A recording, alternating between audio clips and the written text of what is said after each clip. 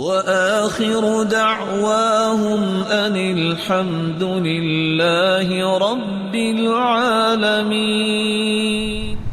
کتنے لوگ ہیں جو آج آپ یوٹیوب پہ جائیں وہ کنکریاں بچے کھا رہے ہیں، کتنے لوگ ہیں جو ہیں وہ گھر کا سامان پھینک کے چل جاتے ہیں، وہاں سے رزق تلاش کر رہے ہیں۔ اس لیے سیدنا علی رضی اللہ تعالیٰ نے کہا تھا دنیا میں پریشانی کا واحد ایک دور کرنے کا حل یہ ہے کہ زندگی کو ضرورت سمجھ کے گزارو، خواہش سمجھ کے نہ گزارو۔ ضرورت اللہ فقیر کی بھی پوری کر دیتے ہے، خواہشیں تو بادشاہوں کی بھی پوری نہیں ہوتی۔ لو كان لابن آدم وادیان من ذهب لابتغى ثالثا، حدیث کہتی ہے کہ اگر دو وادیاں سونے کی مل جائیں تو بندے کی خواہش ہوتی ہے نہیں، تیسری ملے تو مزہ آئے۔ اور تعجب کی بات ہے ساتھ ہی حدیث نے کہہ دیا وَلَن يَمْلَأَ فَاهُ إِلَّا التُّرَابُ، آدم کے منہ کو بھرے گا، آدم کی اولاد کے منہ کو اگر بھرے گی تو قبر کی مٹی بھرے گی، اس سے پہلے بھرتا نہیں ہے۔ اور آج ڈاکٹرز یہ کہتے ہیں کہ اتفاق سے جب انسان کی ڈیتھ ہو جاتی ہے، یہ روح جس دن نکل جاتی ہے سب سے پہلے جو چیز بدبودار ہوتی ہے وہ انسان کا پیٹ ہے، جس کے لیے ساری زندگی پریشان رہتا ہے، سٹیٹس کے لیے ساری زندگی پریشان رہتا ہے۔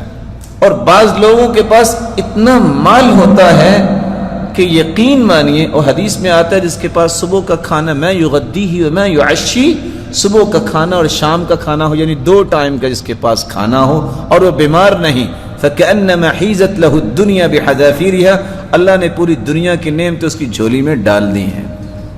صبح شام کا کھانا اور بیماری نہیں اور ساری دنیا کی نعمتیں اس کے پاس آ گئی ہیں، تو جس کے پاس اگلے 100 سال کا کھانا ہو اور وہ روتا رہے، اس بیچارے کی قسمت میں پھر رونا لکھا ہے، کیا کہہ سکتے ہیں۔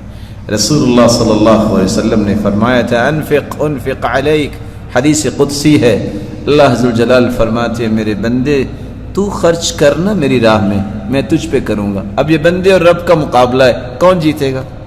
کون جیتے گا؟ اللہ عز و جلال جیتیں گے۔ یہ کیسے ہو سکتا ہے کہ بندہ زیادہ خرچ کر سکے اور اللہ اتنا نہ دے؟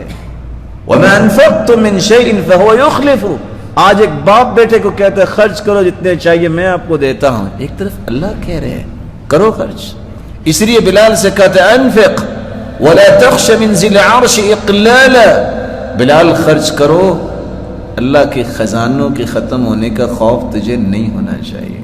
اور سیدہ ام سلمہ سے کہا تھا لا توعی فیوعی اللہ علیک، گن کے نہ دیا کرو اللہ بھی گن کے دیں گے۔ یہ حدیث پتہ نہیں کیوں میں اور آپ بھول جاتے ہیں، اور امام زہری کی بات سن کے اور پڑھ کے پریشانی ہو جاتی ہے۔